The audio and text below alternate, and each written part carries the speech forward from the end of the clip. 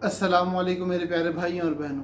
अब ज़कात अदा करने के हवाले से हमने पिछली वीडियो में बात की कि बहुत सारे फ़ज़ाइल हैं, लेकिन अगर ज़कात अदा नहीं की जाए और हमारे यहाँ बेशतर लोग ज़कात अदा नहीं करते, हिसाब करके सही तरीके से अदा नहीं करते और ज़कात में डंडी मारते हैं, तो अगर ज़कात सही तरीके से अदा न की जाए तो उस पर अज़ाब और वईदें भी कुरान और हदीस में बेशुमार आई हैं।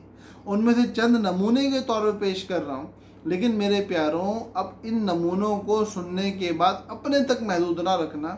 जो अपने प्यारे को बताओ कि देखो यार, ये बहुत बड़ा गुनाह है, अल्लाह और उसके रसूल को नाराज़ करने वाली बात है, हमारे रब के हुक्म को तोड़ने वाली बात है, इससे अपने आप को बचाना है।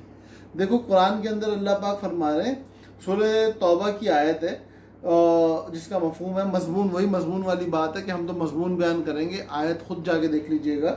जो लोग ज़कात अदा नहीं करते उनके माल को जहन्नम की आग में गर्म करके इससे उनकी पेशानियों, पहलुओं और पीठों को दागा जाएगा।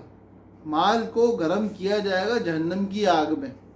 जहन्नम की आग छोड़ो, जहन्नम का धुआं बर्दाश्त करने के काबिल नहीं है हम लोग। अल्लाह पाक हम सब की हिफाजत फरमाए। उस आग में माल को गर्म करके आपकी पेशानी को, पहलू को, पीठ को दागा जाएगा। अल्लाह पाक हमें इस आखरत के इतने बड़े अजाब से बचाए।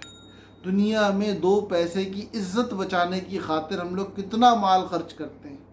यार लोग क्या कहेंगे, और यार अपनी ज़िंदगी बर्बाद कर रहे हो अगर ये 2.5% बचाने के चक्कर में बैठे हो। दुनिया में रह के अपनी आखरत तबाह बर्बाद कर रहे हो।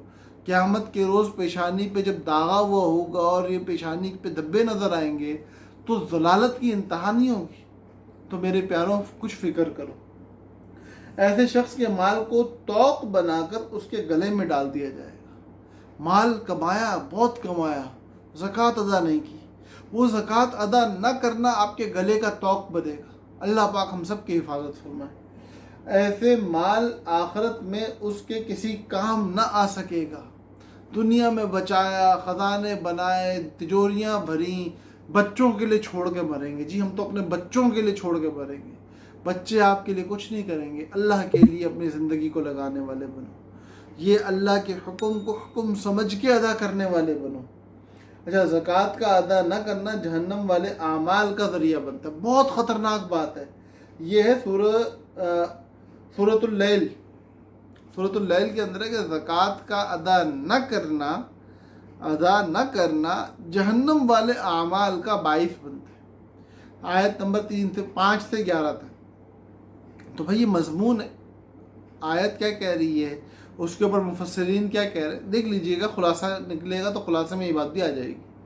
बात ये है कि जहन्नम वाले आमाल का बाइस माल की मोहब्बत, उसको जमा करके रखना, उसमें माल के जो हुकूक हैं उनको अदा न करना, और उन हुकूक की अदायगी में एक बहुत बड़ा माल का हक़ ये है कि उसकी ज़कात अदा की जाए, वो अदा न करना आपको जहन्नम वाले आमाल, ज़िना है, चोरी है, शराब है, डाका है, कुफ़र है, शिरक है, बिदआत है, इनकी तरफ माइल करेगा। तो भाई अगर, और चलो हम बाकी एतक़ादियात और सारी चीज़ों को छोड़ दें, तो माल से जो हराम कारियाँ होती हैं, अगर आप माल की ज़कात अदा नहीं करोगे तो उन हराम कारियों में मुब्तला होने के बड़े चांसेस हैं। तो भाई माल की हराम कारियों से अगर बचना चाहते हो तो माल की ज़कात अदा करो। ये इंसान का दिल है ना, ये उसको जहन्नम तक भी पहुंचा सकता है, ये उसको जन्नत तक भी पहुंचा सकता है। इस दिल को साफ़ रखने के लिए, इस दिल की पाकीज़गी का ज़रिया ज़कात है, इसलिए वो लाजमी अदा करनी है। अच्छा, इसके बाद वाली आयत क्या हवाला जो हमारे पास मौजूद है वो क्या कह रहे हैं कि मरते वक्त ऐसे शख्स ज़कात अदा करने की तमन्ना करेगा, लेकिन इसके लिए सिवाय हसरत के और कुछ ना हो।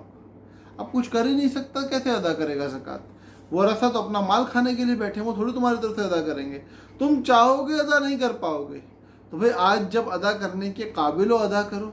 ये हदीस का मफहूम है, हदीस आपकी मिल जाएगी आपको। ये सूरतुल मुनाफिकून में भी इसका तज़किरा है और सही बुखारी के अंदर भी किताब ज़कात में इस मज़मून की हदीस मौजूद है।